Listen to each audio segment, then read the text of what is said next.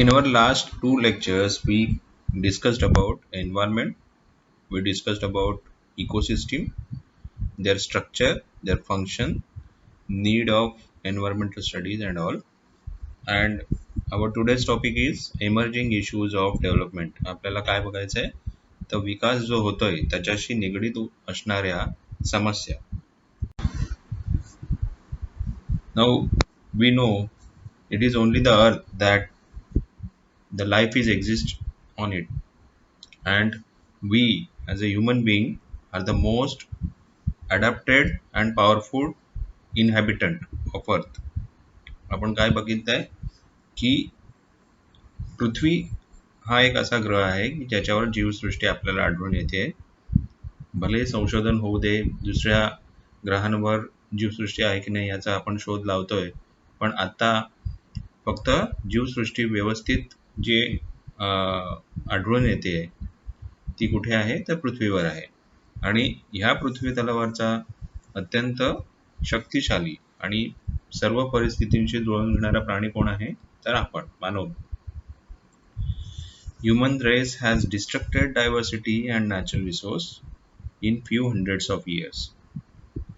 पण ह्या पृथ्वी तलावर आपलं वास्तव्य दाखवताना किंवा वास्तव्य सांभाळताना मानवाने काय केलेलं आहे तर खूपशा ज्या काही नैसर्गिक साधन संपत्ती आहेत त्याचा आणि जे काही जैवविविधता आहे ह्या सर्व गोष्टींचा त्यांनी नाश करायचा प्रयत्न केला आहे स्वतःच्या अस्तित्वासाठी.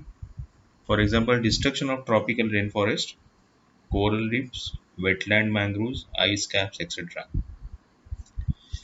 आपण बघतोय की काही शतकांमध्येच मानवाने काय केलेलं आहे तर वनसंपदेचा नाश केलेला आहे.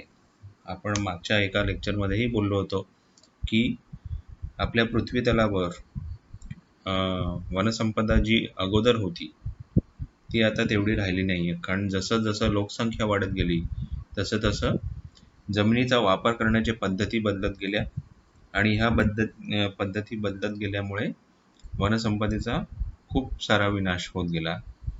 मानवाने आपल्या बुद्धिमत्तेच्या आणि कौशल्याच्या जोरावर वनसंपदेचा नाश करायचा प्रयत्न केला. प्रवाळ म्हणजे ज्याला आपण कोरल म्हणतो किंवा मँग्रोव्ह कांदळवन म्हणतो, तर ह्या दोन्ही ज्या गोष्टी आहेत सागराशी निगडीत ह्याचाही मानवाने खूप मोठ्या प्रमाणात विनाश केला आहे आणि त्याचा कुठेतरी परिणाम आपल्याला दिसून येतो आहे. आणि ह्या सर्व गोष्टींमुळे पुढे जे काही जमिनीचं किंवा पृथ्वी तलावरचं तापमान वाढत गेलं आहे त्यामुळे कुठेतरी आईसबर्ग्स किंवा हिमनग आहेत त्यांची वितळण्याची जे काही प्रमाण आहे ते वाढत गेलेले आहे.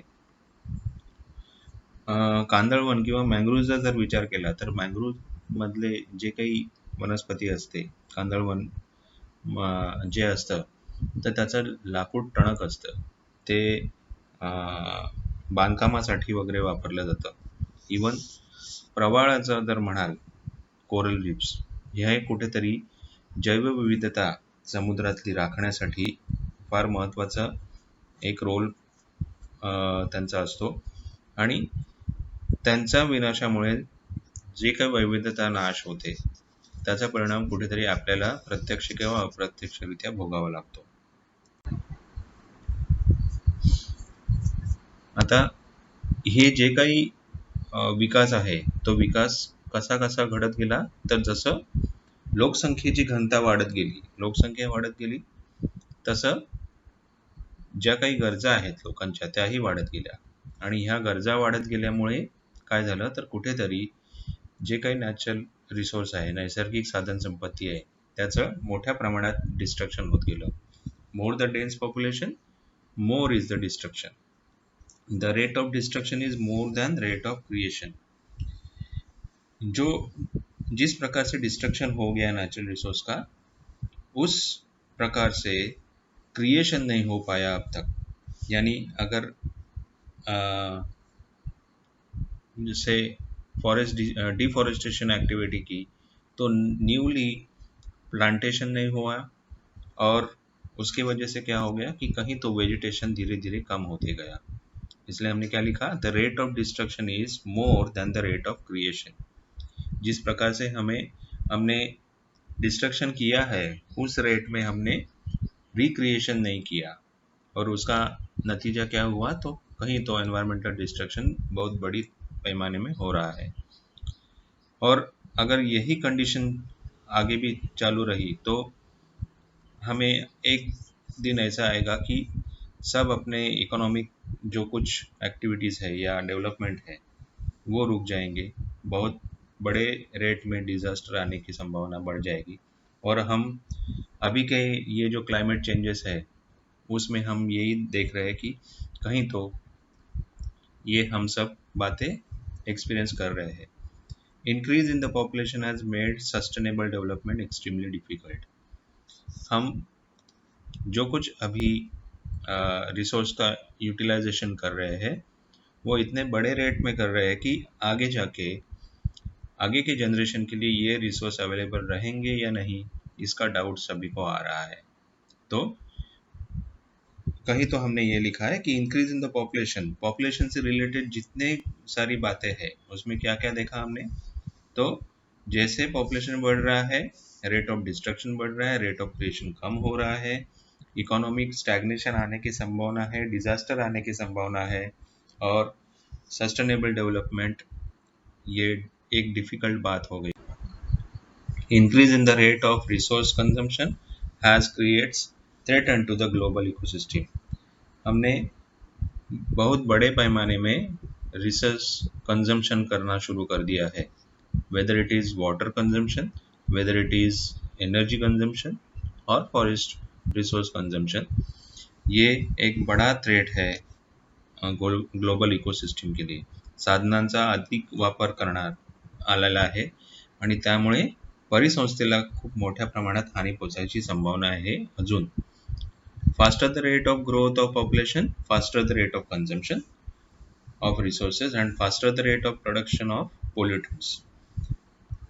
यानी आप ये देखेंगी कि जैसे जैसे पॉपुलेशन बढ़ रहा है उससे क्या हो रहा है, तो रेट ऑफ कंजम्पशन बढ़ रहा है, rate of production of pollutants बढ़ रहा है क्योंकि डेवलपमेंट एक्टिविटी हो रही है, और rate of creation of resource कम हो रहा है।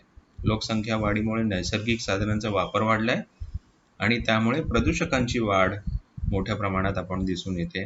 पण जे काही नवीन आपल्याला क्रिएट करायचं आहे तो रेट आपला कमी होत गेलेला आहे। दस इंक्रीज इन पॉपुलेशन, क्या क्या हो गया है पॉपुलेशन बढ़ने से, तो डिस्ट्रक्शन लेवल बढ़ गई है, कंजम्पशन लेवल बढ़ गई है, पोल्यूशन क्रिएट करने की जो रेट है वो बढ़ गई है।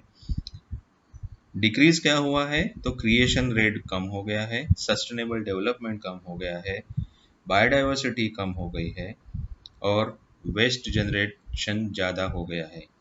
लोकसंख्या वाढली आहे त्याच्यामुळे काय काय परिणाम झालेले आहेत, तर कुठेतरी पर्यावरण ऱ्हासाचं प्रमाण वाढलेलं आहे, साधनांचा वापर करण्याचं प्रमाण वाढलेलं आहे, जे नैसर्गिक साधन संपत्ती आहे त्याचा, प्रदूषणाचे प्रमाण वाढले आहे, साधनांच्या निर्मितीचे प्रमाण वाढले आहे, चिरस्थायी विकासाचे प्रमाण घटले आहे, जैवविविधतेचा ऱ्हास झालेला आहे, आणि त्याज्य घटक किंवा आपण ज्याला वेस्ट म्हणतो ते मोठ्या प्रमाणात वाढले आहे।